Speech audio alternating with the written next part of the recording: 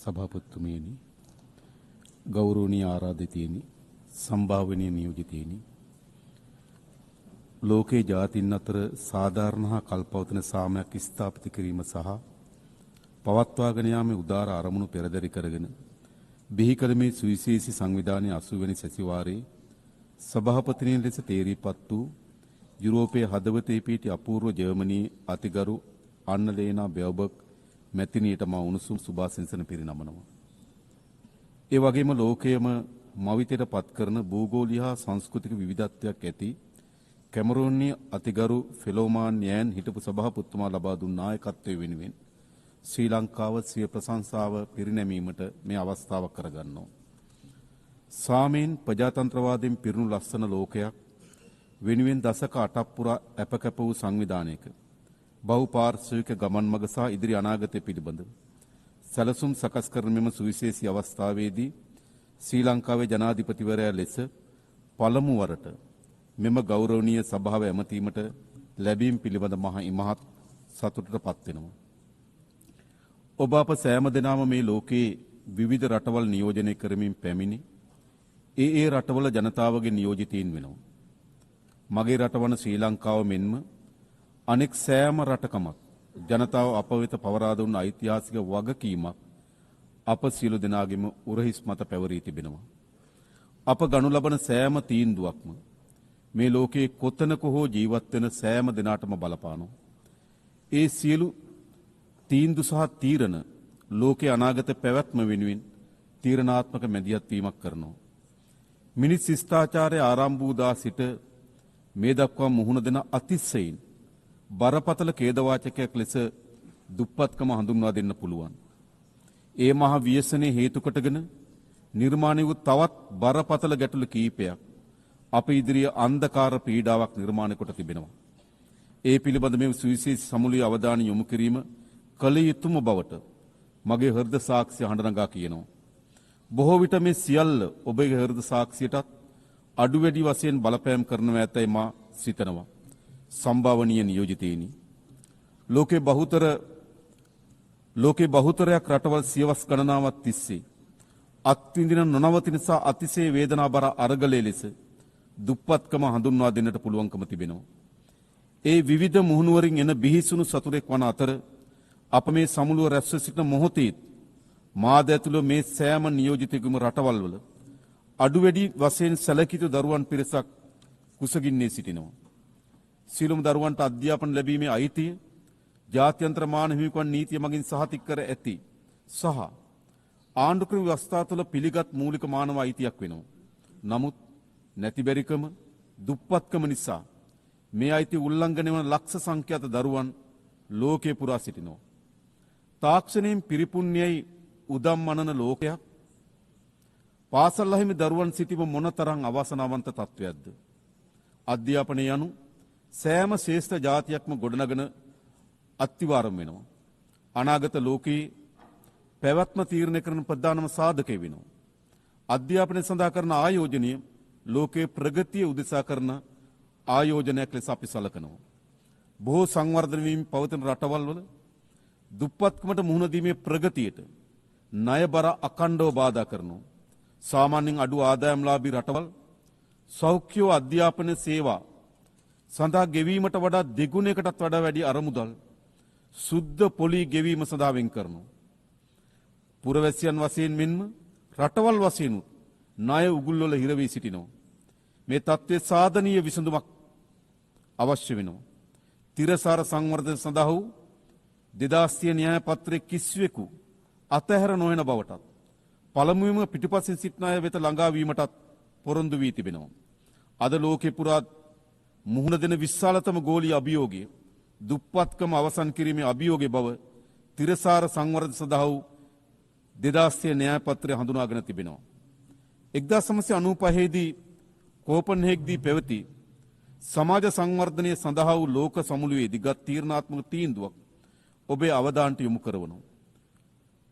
නමුත් අනපේක්ෂිත යුද්ධ, දේශපාලන ව්‍යාකූලතාවයන් වගේම ලෝකයේම කුණාටුවකට හසු කළ කොවිඩ් වසංගතය නිසා අභිලාෂකාමී න්‍යාය පත්‍රයේ ව්‍යාකූලත්වයට පත් කොට තිබෙනවා. ඒ නිසා ඇති නැති පරතරය දුප්පත්කම ලෝක ව්‍යසනයක්සේ සලකා කටයුතු කළ යුතුව තිබෙනවා. ගරු සභාපතිතුමීනි, ගෞරවනීය අමුත්තනි, මේ අසිරිමත් ග්‍රහලෝකය අස්ථාවරත්වයටත් ව්‍යාකූලත්වයටත් පත්වන නවතම ගැටලුවක් ලෙස මද්ද්‍රව්‍ය හා ඒ හා බැඳුණු සංවිධානාත්මක අපරාධ කණ්ඩායම් හඳුනා ගන්නට පුළුවන්කම තිබෙනවා. ඒ බව එක්සත් ජාතීන්ගේ මද්ද්‍රව්‍ය අපරාධ පිළිබඳ කාර්යාලය 2025 ලෝක මද්ද්‍රව්‍ය වාර්තාවේ පවා තහවුරු කොට තිබෙනවා. ගෝලීය මද්ද්‍රව්‍ය ගැටලුව ලොව පුරා මිලියන සංඛ්‍යාත ජනතාවට බලපාන සංකීර්ණ අභියෝගයක් වී තිබෙනවා. දිනෙන් දින මත්කුඩු සහ ඒ ආශ්‍රිත නිෂ්පාදන ගෝලීය වෙළඳපොළ වාර්තාගත ලෙස ආක්‍රමණය කොට තිබෙනවා. මද්ද්‍රව්‍ය වෙළඳාම සහ ඒ හරහාම ක්‍රියාත්මක සංවිධානාත්මක අපරාධ ලෝක අර්බුද රැසකට මාර්ගය විවෘත කොට තිබෙනවා. මේවාට සම්බන්ධ කණ්ඩායම් රාජ්‍යයන් ගොදුරු බිම් බවට පත් කරමින් සිටිනවා. මේ ව්‍යසනය ලෝක සෞඛ්‍යයට, ලෝක ප්‍රජාතන්ත්‍රවාදයට, ලෝක දේශපාලනයට සේම අවසන් වශයෙන් ලෝකයේ යහ පැවැත්මට එරෙහි මහා ප්‍රවාහයක් බවට පත් වී තිබෙනවා. මේ මා ව්‍යසනයේ තුරන් කිරීම වෙනුවෙන් ශ්‍රී ලංකාවේ අප සාධනීය වැඩපිළිවෙලක් ක්‍රියාත්මක කරමින් සිටින අතර මේ උවදුර පිටු දැකීමේ ලෝක න්‍යාය පත්‍රය සක්‍රිය කිරීමට මා ඔබට ගෞරවයෙන් ආරාධනා කරනවා. මේ ජාවාරම්කරුවන්ට එරෙහිව නීතිය තදින් ක්‍රියාත්මක කිරීම, එවැනි ජාවාරම්කරුවන්ට තම තමන්ගේ රටවල් වලට සංක්‍රමණය වීම ඉඩ ප්‍රස්ථා අහුරුවාලීම, මේවට ඇබ්බැහි වූවන් පුනරුත්ථාපනය කරනු ලබන මධ්‍යස්ථාන බිහි කිරීම වැනි කරුණු මෙහි මොහොතේ මම ඔබගේ අවධානයට යොමු කරවනවා. ගරු සභාපතිතුමීනි, ගෞරවනීය අමුත්තනි, දූෂණය සමාජයේ පුළුල් පරාසයක විනාශයට සහ ඛේදවාචකයට හේතු වන දොහොයි වසංගතයක් විදිහට අපි විශ්වාස කරනවා.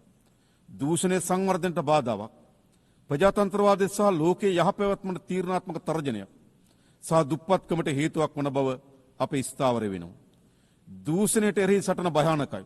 නමුත් දූෂණයට එරෙහි සටන් නොකර සිටීම ඊටත් වඩා භයානකයි යන්න මම ඔබට ඉතාමත් ගෞරවයෙන් සිහිපත් කරනවා. 1948 දී මානව හිමිකම් පිළිබඳ විශ්ව ප්‍රකාශනය ලෝකයේ මිනිස් ප්‍රජාවට විශාල ජයග්‍රහණයක් ගෙනාවා. මානව ශිෂ්ටාචාරයේ විවිධ ජයග්‍රහණයන් එක් රැයකින් ලැබී නැහැ. ඒ සියල්ල අප්‍රමාණ කැපකිරීම සහ නොපසුබට උත්සාහයේ ප්‍රතිඵල. දූෂණයට එරෙහි සටනත් අසිරු පියවරක්, එහෙත් අපි මේ පියවර තැබිය යුතුයි. අප තබන පළමු පියවර අසිරු විය හැකියි. නමුත් අප නිර්භීතව තබන පියවර නිවැරදි නම් ඒ පියවර පිටුපස තවත් පියවර දහස් ගණනක් අප සමග ඒවියයි මා විශ්වාස කරනවා. ගරු සභාපතිතුමීනි, නියෝජිතවරුනි, නිර්භීත වන්න. ඉතුරු සියල්ල ඉබේම වේ යයි ජවහර්ලාල් නේරුතුමන් කළ ප්‍රකාශය මේ මොහොතේ මා සිහිපත් කරනවා. මම නියෝජනය කරන්නේ මිලියන 22කට ආසන ජනගහන ජීවත් වන පුංචි දීප්තිමත් දූපතක්. ශ්‍රී ලංකාවේ ජනගහනය ආසන්න වශයෙන් මුළු ලෝක ජනගහනයෙන් 0.3ක් පමණ වෙනවා. අපේ රටේ වගේම රටේ සිටින ජන සංඛ්‍යාව ප්‍රමාණාත්මක සහ සංඛ්‍යාත්මක කුඩා බව ඇත්ත. නමුත් අපේ රටෙත් ලෝකෙත් මතු පරපුර වෙනුවෙන් දූෂණයට එරෙහි සටන අපි ආරම්භ කොට තිබෙනවා. දූෂණයට එරෙහි සටන සෑම රටකම සංස්කෘතියේ කොටසක් විය යුතුයි කියා මා යෝජනා කරනවා. ගරු සභාපතිතුමීනි, ගෞරවනීය අමුත්තනි, ඔබ කුමන රාජ්‍ය නියෝජනය කළත් මේ සෑම නියෝජිතයෙක්ම යුද්ධය ප්‍රතික්ෂේප කිරීමට මා සමග එක්වන බව මට විශ්වාසයි. යුද්ධයක් ප්‍රාර්ථනා කරන ජාතියක් ලොව නැහැ. කොතන හෝ කෙසේ යුද්ධයක් හෝ ගැටුමක් ඇති වුණත් ඒ හරහා සිදුවන්නේ ඛේදවාචකයක් බව අපි දන්නවා.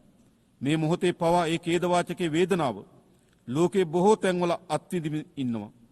දශක 3කට වඩා වැඩි කාලයක් යුද්ධයේ කටුක අත්දැකීම් ලැබූ රටක් ලෙස ඒ විනාශකාරී බව ගැන අපි ඉතා හොඳින් දන්නවා. යුද්ධය නිසා මියගේ දහස් ගණන් සැමරුම් ස්මාරක අසල පැමිණි ඔවුන්ගේ දෙමව්පියන් දූ දරුවන් බිරින්දෑවරුන් දෑත් එක් කරගෙන නගන වේදනාබර ආයතනය දකින ඕනෑම කෙනෙක් යුද්ධයක සිහිනයක් දැකීමට පවා අකමැති වෙනවා. ඒ වේදනාබර දසුන අපි ඇස් දෙකෙන් දැක තිබෙනවා.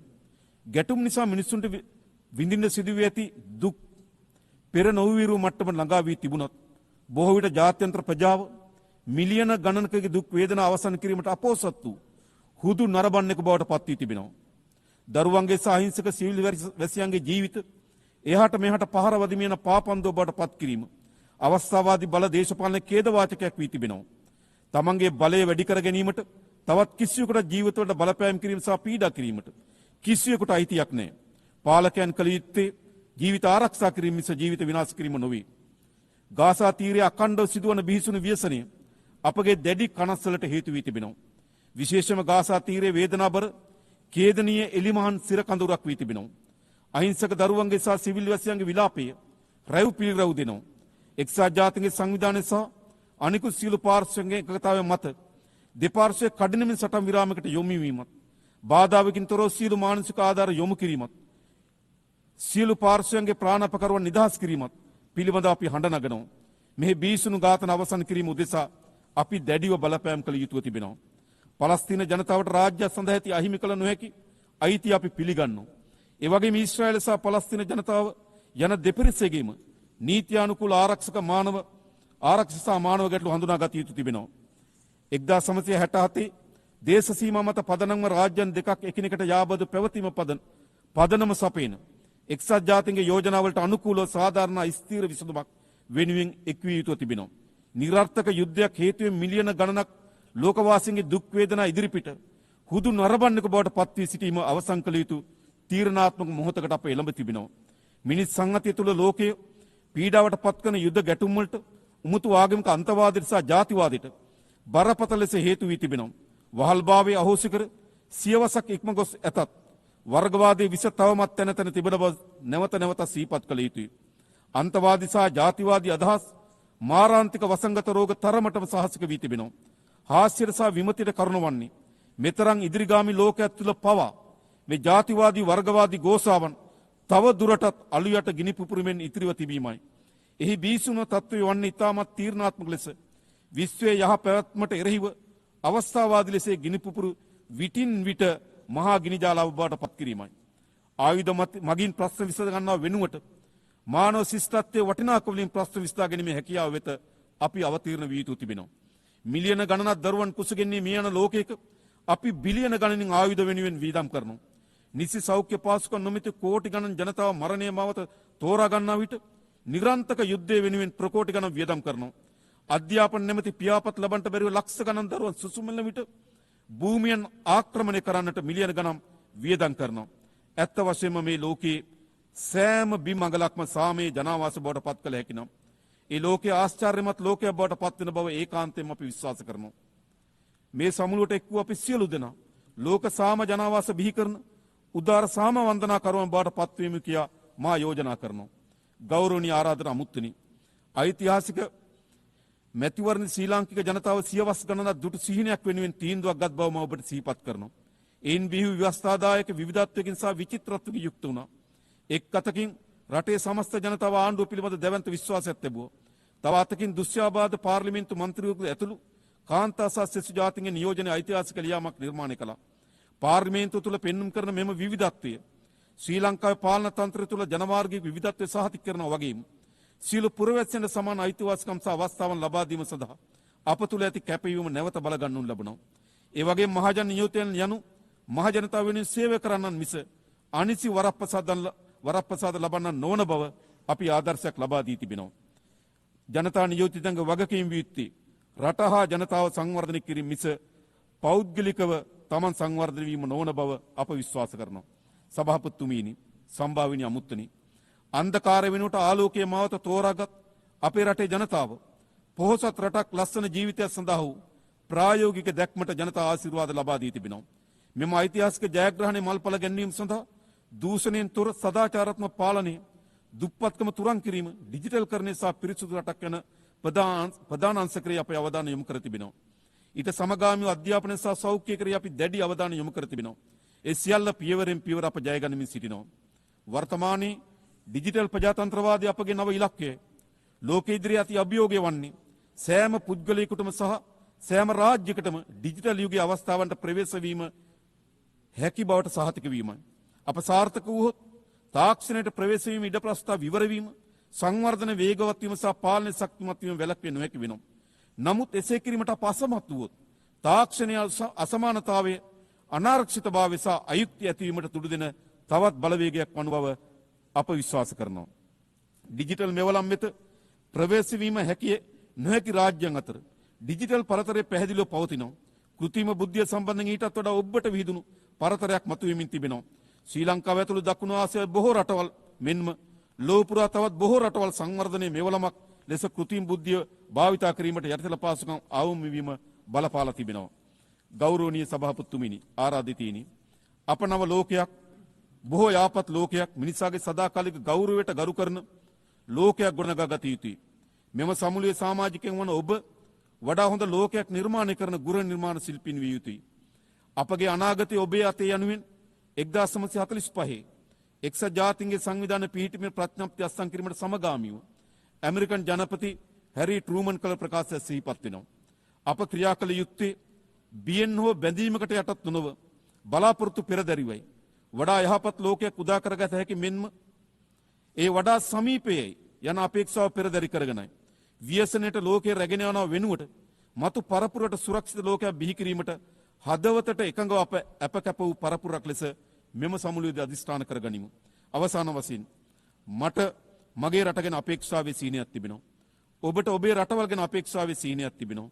මගේ රටේ ජනතාව සතුටින් පිරුණු පොහොසත් ජීවිතයක් උරුම කර දීම මගේ ඒකායන සීන වෙනවා.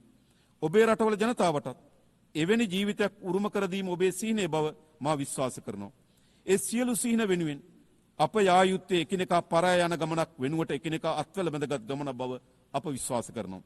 නිරෝගී ධර්මතලයක සාමය, ගෞරවය හා සමානත්වතාව වෙනුවෙන් කැපවීම යනුවෙන් එක්සත් ජාතීන්ගේ සංවිධානයේ ආදර්ශ පාඨයේ සඳහන්ව තිබෙනවා.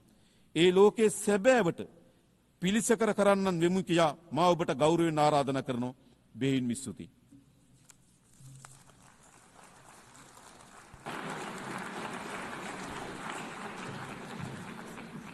On behalf of the Assembly, I wish to thank the Head of State and President of the Democratic Socialist Republic of Sri Lanka.